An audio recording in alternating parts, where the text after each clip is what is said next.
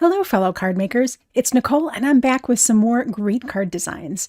I thought I would use a frequently asked question to create my projects today. Everyone wants to know what to do with all of their leftover backgrounds and scrap pieces.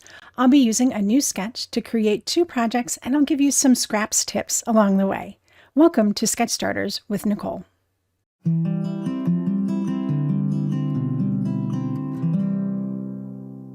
First, I wanted to share how I organize all of my scrap pieces. Now, these are only stamped, die cut, or background bits. I keep all of my cut down cardstock in a separate place. I have this clear bin completely organized with all of my scrap pieces. In the front, the sections are divided by type, starting with random things that are not floral. Then I move into frames and geometric shapes. The next section is all of my leftover floral pieces. Then I have die cut and stamped sentiments, even the leftover negative images. As I move towards the back, I have larger panels with negative die cut sentiments, followed by all of my smaller scraps. I only keep pieces that are useful. For me, that means they have to be larger than 2 inches in at least one direction. In the very back, I have panels that fit a card base, and then finally, larger panels that can be used for bigger projects or be cut down. I have my extra clear pockets in the back for easy storage. For the two projects I plan on making, I'll use only leftovers that I find in my bin here. When I start off on a scraps project, I usually do two things. One, I have a sketch in mind, and two, I stick to a color palette.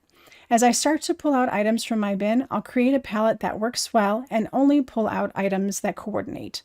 I'll whittle it down to elements for 2 cards and we'll work from there. Do you remember this sketch from a few months ago? I'm finally getting around to creating with it, as I was able to find a bunch of great scraps that are going to work perfect for this design. So here's what I ended up with. I have a watercolor panel that was die cut. I can use both the positive and the negative pieces. For backgrounds, I have one piece that has a stenciled pattern made with gold watercolor and a second piece with a bright wash of color. I have 2 distinct hello die cut sentiments, and then for all of those small round images in the sketch, I have 2 groups. One is a group of no-line watercolor fruits and flowers, and a second group is of die cut layered flower images. As you can see, there is a distinct color palette going on here, focusing on some shades of pink and orange, contrasted with greens and yellows. Black is a neutral, so that will work with both projects. I think we're ready to assemble these 2 designs. For the first take, I have the watercolor washed nesting label die cut. It's the perfect piece for the large rectangle in the sketch. I have the woven stencil gold background panel already adhered to a card base, so we're really ready for assembly. Now, that rectangle in the sketch is a little wonky, so I'm not going to perfectly center the label on the card base here. I'm going to tilt it a little to the right too. It still needs to have the feeling of being centered, so the rest of the pieces don't feel off balance when they get added in. So it is in the center, just a little canted. Next, I'll start adding in some of the round elements, which will be the painted flowers. Some will go behind the label element, and some will pop on top. So this first one is going in behind, and it fits very nicely there. And I have a second 2 here that already happen to be adhered together. So I added some foam tape to the back to help support those leaves, and then I'm going to adhere the entire element to the base. I seriously think I've had these pieces for over 2 years. I am so glad to be finally using them up. At this point, I want to make sure that I have room for the water brush hello sentiment. So I'm going to actually put that in place and work the rest of the flowers around it before committing to a final design.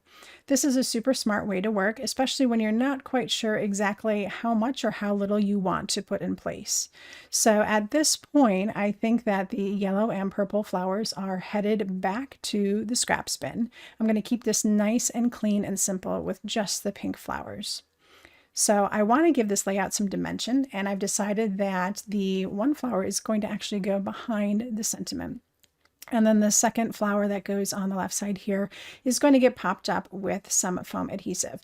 Now, this may be not as many elements as I have in the sketch, but remember, this sketch is actually turned on its side. So because it's in portrait mode, it doesn't really have as much space for a whole bunch of elements to surround that rectangle. So 5 is a really good amount here. So now I can adhere the sentiment onto the design. And I'm going to add in a little bit of flair to the project. I'm adding in some satin gold sequins. This is going to help pull the gold from that background pattern into the foreground. So it really makes the whole thing feel cohesive. Instead of just saying, oh, there's some gold in the background, now you have gold in the background and in the foreground, and they really work well together.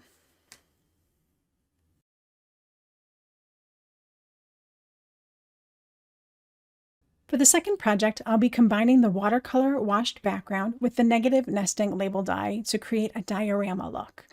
Now, the watercolor background piece wasn't exactly the same size as the card base, but that's okay, since the edges will be covered by the die cut frame piece. So my first step here is to adhere the two pieces together and then build out my diorama. I only have foam tape on the outside edges of the frame, so I can easily tuck the elements behind the frame later as I need to. Now I'll go ahead and lay out all of my pieces onto the card to create this still life scene. I start by placing the sentiment from Hello and Hugs in the corner, and then I'll add the other elements in a pleasing way. Using the space in front and behind the frame gives the arrangement movement and dimension. Tucking the greenery behind and in between the elements breaks up those pinks and really helps the individual items to stand out a bit more. Once I have the arrangement looking good, I can adhere the pieces to the base. In instances where an element extends into the frame, I'll add a bit of foam adhesive to help support the element and make the card more sturdy. Just as in the last design, I'll add in some satin gold sequins to finish off the look.